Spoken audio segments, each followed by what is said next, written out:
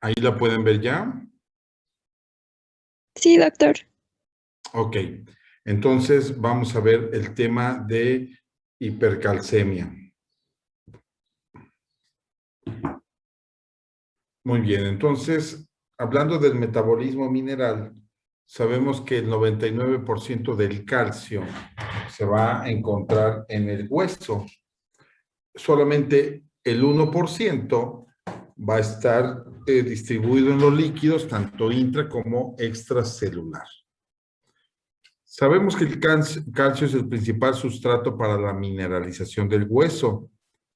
También sirve como cofactor de enzimas de coagulación, como segundo mensajero para la contracción muscular, ayuda mucho a la liberación de neurotransmisores, como la insulina, es básico para la liberación de insulina, para la secreción de algunas enzimas y otras hormonas. Sabemos que hipercalcemia se va a denominar cuando esté por arriba del valor superior normal, por arriba de 10.2 a 10.5 es como vamos a considerar hipercalcemia. En pacientes que no están hospitalizados, pacientes externos, la causa más común es el hiperparatiroidismo primario. Si estamos hablando de pacientes hospitalizados, la causa más común es la hipercalcemia maligna o hipercalcemia asociada a cáncer. ¿Qué datos vamos a tener clínicamente? Porque hay que sospecharlo en base a clínica y va a depender del grado de elevación de calcio. Cuando está en niveles de entre 11 y 11.5, por lo común es asintomático. Denme un segundito.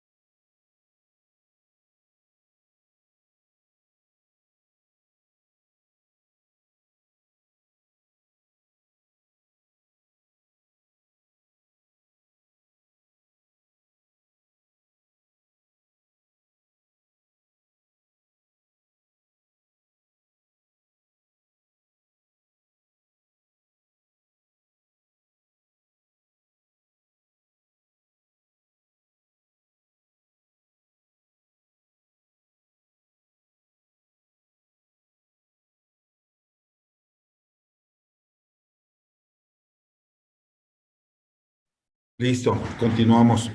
Es lo malo de estar aquí en el hospital, siempre se ofrece algo aquí con la gente de aquí. Pero bueno, seguimos. Les decía yo entonces que cuando la hipercalcemia es leve, está entre 11 y 11.5, habitualmente no hay ningún síntoma. Algunas personas pueden señalar síntomas neuropsiquiátricos vagos como dificultad para concentrarse, cambios en la personalidad o depresión, pero estos realmente son poco asociados a hipercalcemia. Hay otras manifestaciones iniciales, puede incluir enfermedad ulceropéptica, este sí es frecuente, nefrolitiasis también, aunque aquí sabemos que para una nefrolitiasis tiene que conjuntarse hipercalcemia y deshidratación para que las partículas de calcio en la orina estén más unidas y puedan formarse la matriz de un lito. Puede haber también mayor riesgo de fracturas. ¿Por qué? Porque ese calcio que tenemos en sangre, que quedamos que era el 1% del calcio total, es porque se extrajo del hueso, ¿sí? O porque se reabsorbió más a nivel renal, no se eliminó como se debería de haber eliminado. Entonces, cuando esto sucede, pues habitualmente el hueso se ha debilitado, entonces puede presentarse con una fractura el paciente por alguna situación en que no debió haberse fracturado. Ya cuando tenemos hipercalcemias más intensas, de 12 a 13 miligramos, en particular si fue una elevación brusca, apareció en poco tiempo esta hipercalcemia, entonces puede ocasionar letargo, el paciente está muy adormilado, esto puede progresar a estupor o incluso coma, o también síntomas de intensos gastrointestinales como náusea, vómito, anorexia, estreñimiento o incluso generar una pancreatitis. Entonces, dependiendo de los niveles, pues obviamente van a ser las manifestaciones. La hipercalcemia va a disminuir la capacidad de concentración del riñón, entonces esto va a generar poliuria. El paciente va a estar orinando en mayor cantidad, no a cantidades como lo vimos en la clase pasada de secreción alterada en la vasopresina, pero sí va a generar poliuria y también polidipsia. En lo que se refiere al hiperparatiroidismo crónico, la persona puede acudir al médico con dolor de huesos o fracturas patológicas. Una fractura patológica, es decir, pues es de que me apoyé en la mesa para levantarme de la silla y se me fracturó la mano. Pues como que no es un mecanismo propio de fractura, porque, bueno, si me caigo de un piso de altura, pues es lógico que tenga una fractura. Es una fractura por un trauma natural, por decirlo así, no, pero apoyarse en una mesa, pues obviamente no es un trauma que me pueda generar una fractura. A eso es a lo que le voy a llamar una fractura patológica. O, ¿sabe qué? Estornudé muy fuerte y se me fracturó una costilla. Pues obviamente eso no es una causa para que se fracture una costilla. Eso es lo que voy a llamar una fractura patológica, en donde el estímulo o el traumatismo sobre el hueso no debería de ser suficiente para que se fracturara, y esto me traduce que hay una debilidad de ese hueso, hay una descalcificación, y esto lo vemos en el hiperparatiroidismo crónico, porque cuando hay un exceso de paratormona, sabemos que va a extraer el calcio del hueso para mantenerlo en la circulación. Entonces, esos son los casos más comunes de hipercalcemia fuera del medio hospitalario. Bien, esta hipercalcemia también puede ocasionar cambios a nivel del electrocardiograma. Puede haber bradicardia, bloqueo auriculoventricular o intervalos QT cortos.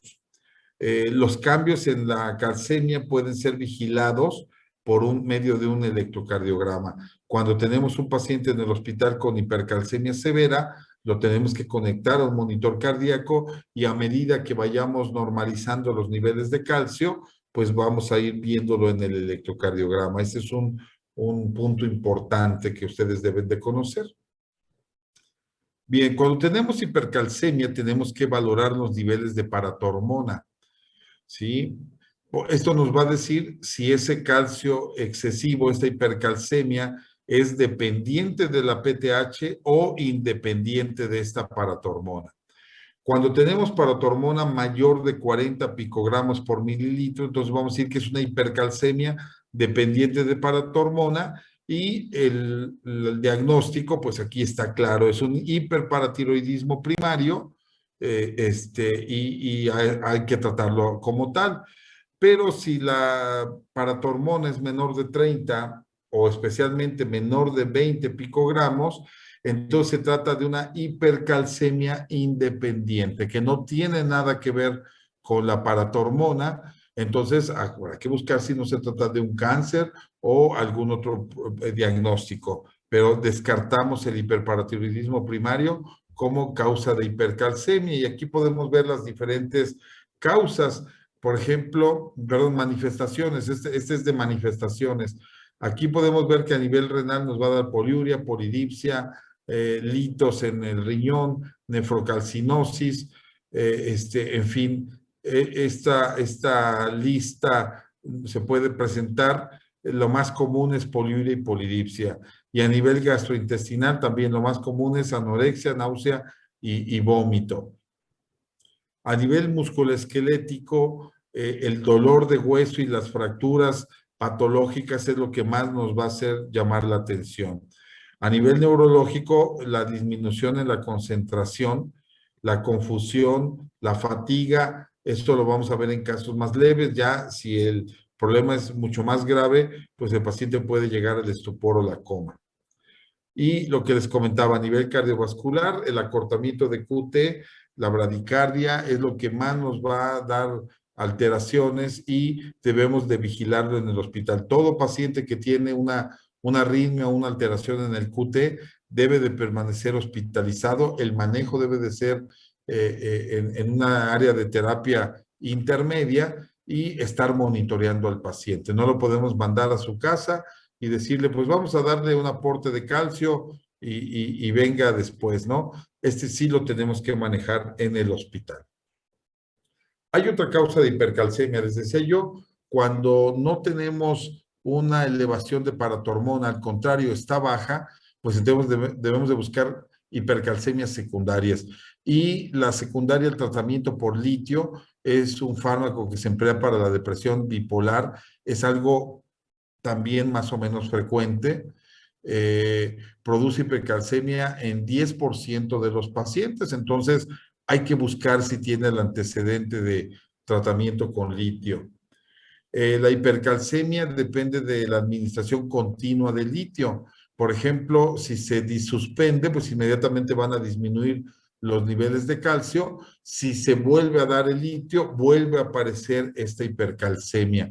Entonces es dosis dependiente del litio. Tenemos esta otra alteración, la enfermedad de Janssen, no es muy común, afortunadamente.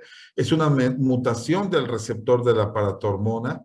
Se han identificado como causas raras de este síndrome autosómico dominante. Las mutaciones producen una copia anormal del receptor mutante y es suficiente para causar la enfermedad, ¿sí? Porque se une al receptor y no deja que la paratormona entonces se una a este receptor. Y esto va a empezar a dar manifestaciones y básicamente se produce en la infancia, no hay un buen desarrollo óseo y hay un enanismo con miembros cortos a causa de una regulación anormal de la placa de crecimiento óseo. En la vida adulta, si se presenta esta enfermedad de Janssen en la vida adulta, hay numerosas anomalías en el hueso, múltiples áreas de resorción. Empieza a haber boquetes en el hueso como si fuera queso gruyère esto recuerda mucho a algunos cánceres como el linfoma, se daña el hueso de la misma manera, entonces a veces no podemos diferenciar al ver estas anomalías del hueso si se trata de una enfermedad de Janssen o se trata de una neoplasia, ¿sí? Un linfoma. O también algunas leucemias pueden dar este tipo de alteraciones.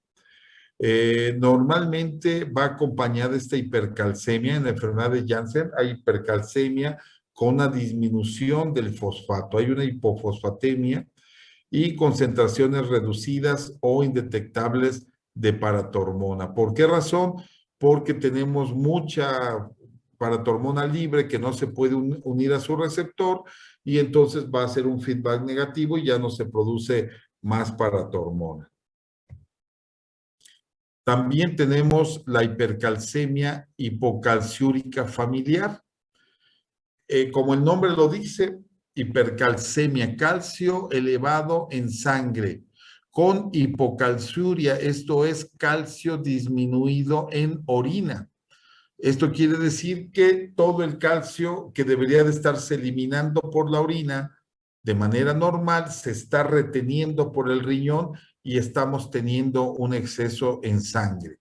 Y obviamente al ser familiar, pues estamos hablando de un trastorno genético, una mutación del gen CASR, que se va a expresar a nivel de paratiroides y riñones. Es una mutación autosómica dominante. La mayoría de estos pacientes son asintomáticos, pero ya cuando va avanzado el problema empieza a haber dolor de hueso, calambres, pérdida de memoria o incluso pueden desarrollar pancreatitis, pero ya en etapas avanzadas. 15 a 20% de estos pacientes tienen elevación de paratormona. El magnesio va a estar normal o alto en forma ligera. Tenemos que establecer la relación del calcio urinario con la creatinina urinaria mediante esta fórmula que ustedes pueden ver aquí. Aquí vemos que se va a medir el calcio en la orina de 24 horas y esto lo vamos a multiplicar por la creatinina tomada a nivel de sangre.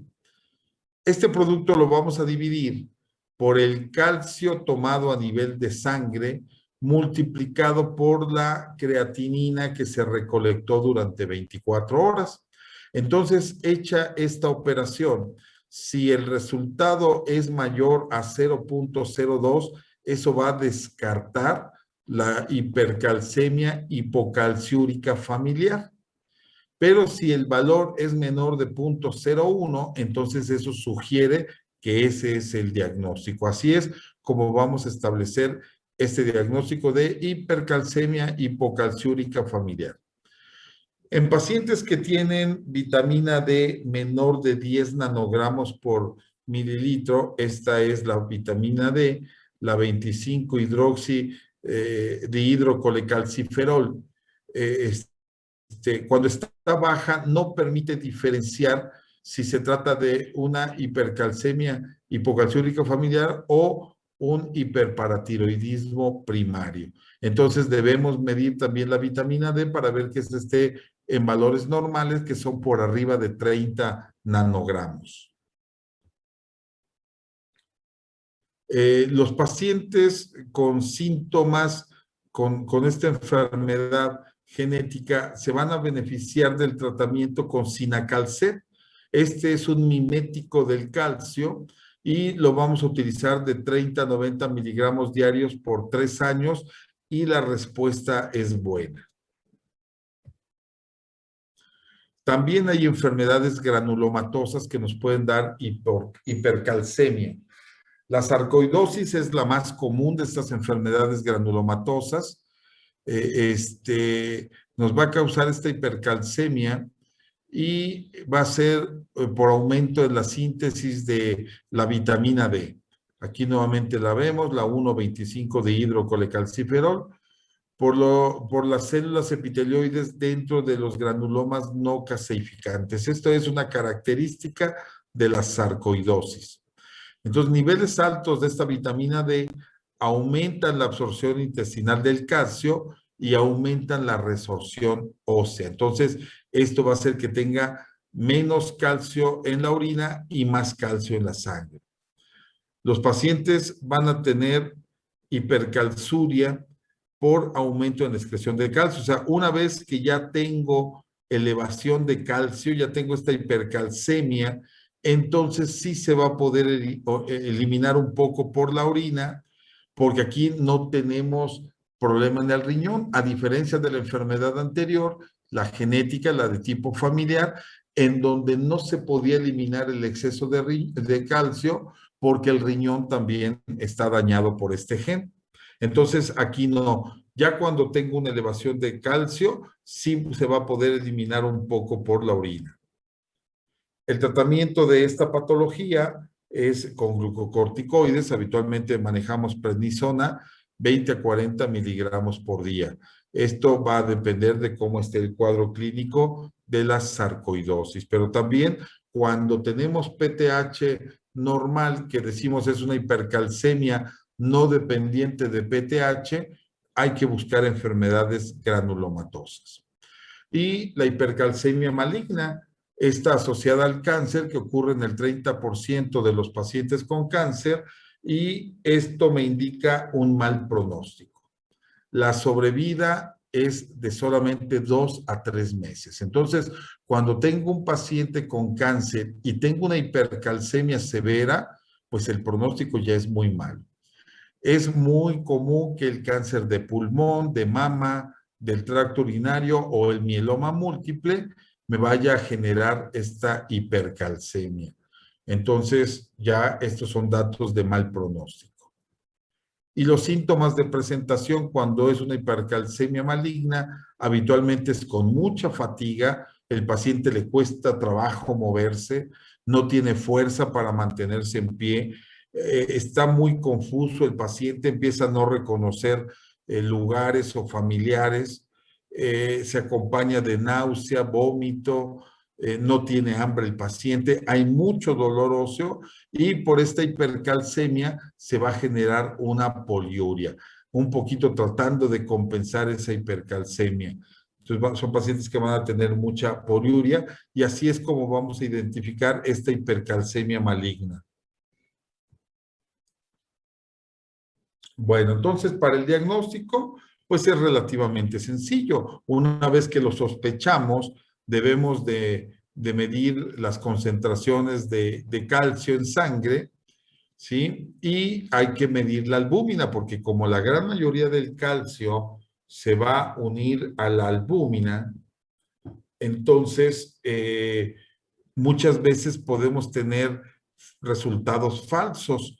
Entonces es posible que la medición directa del calcio ionizado no sea lo más adecuado, porque esos niveles pueden entonces influir por varios métodos en la obtención de la muestra y por muchos artefactos. Entonces, el calcio ionizado no me va a servir regularmente, tengo que medir el calcio total. Si pudiera medir el calcio ionizado, este no va a ser influido por la albúmina.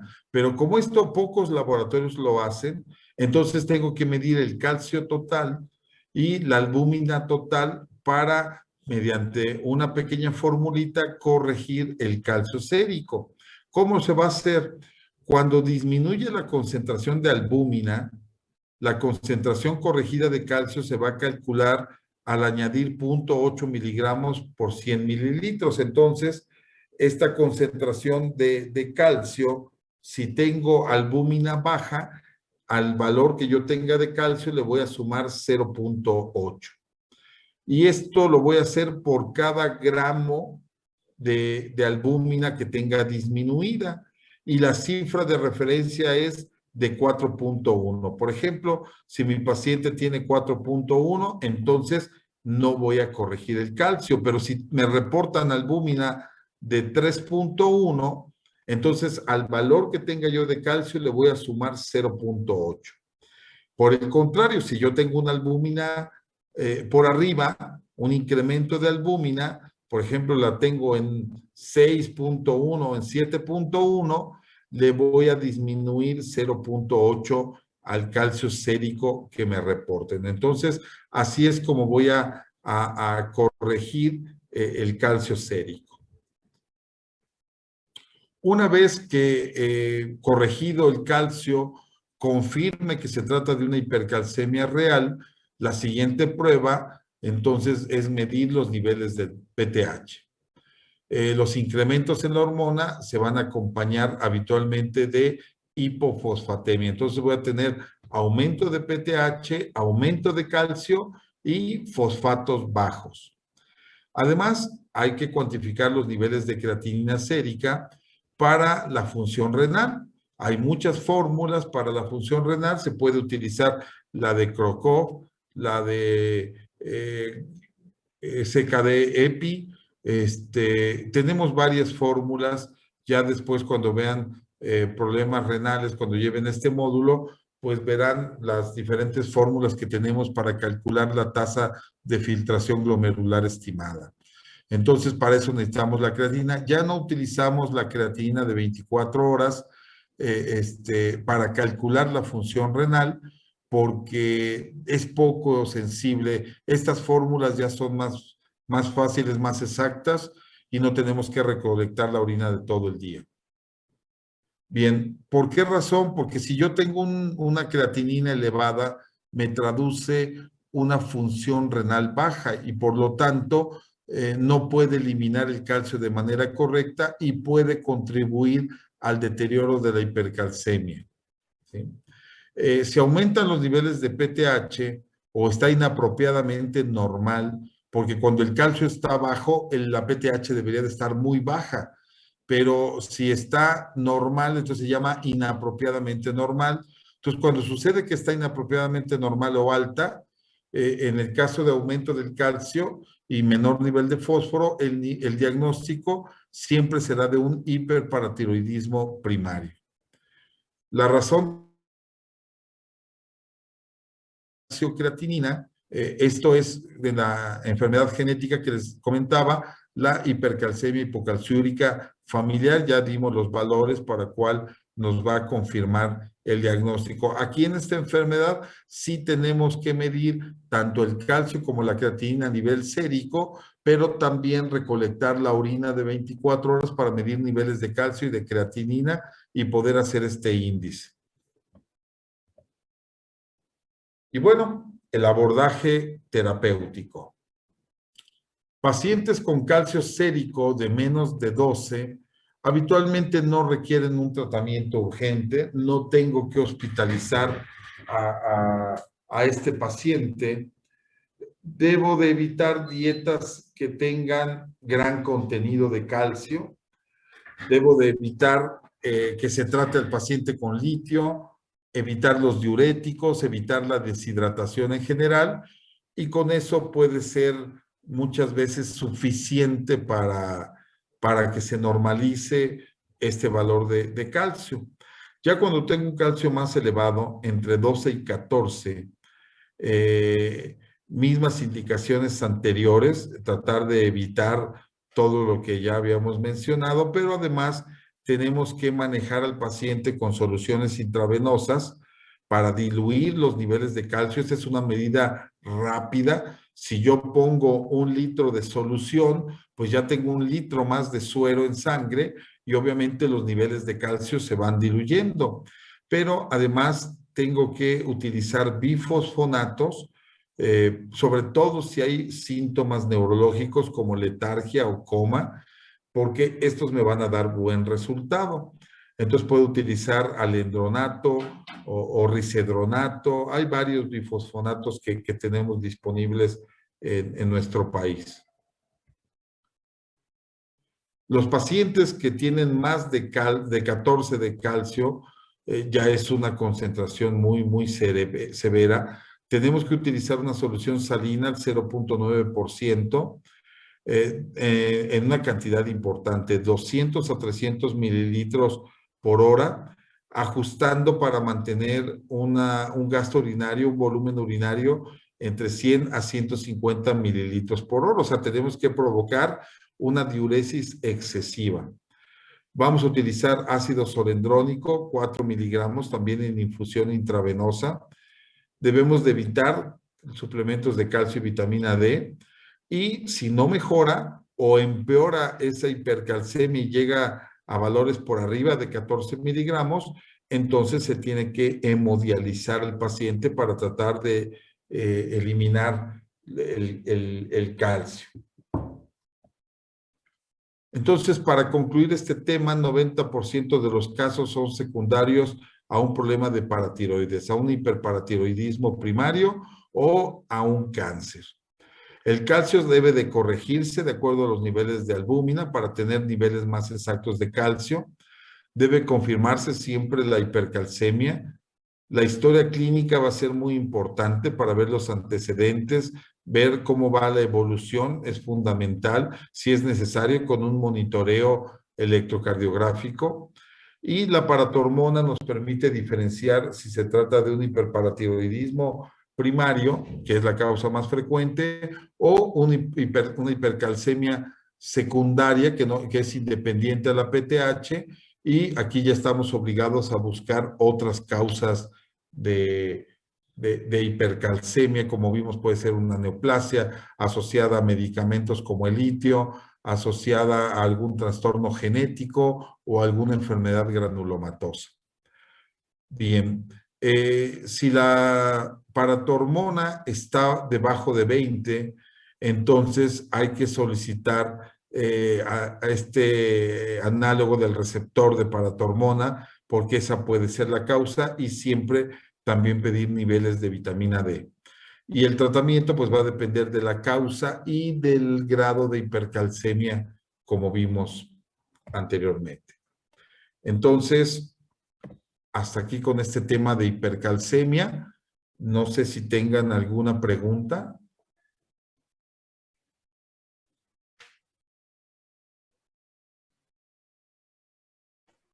Al parecer no, doctor. Muy bien. Bueno, Tenemos aún 15, 20 minutos.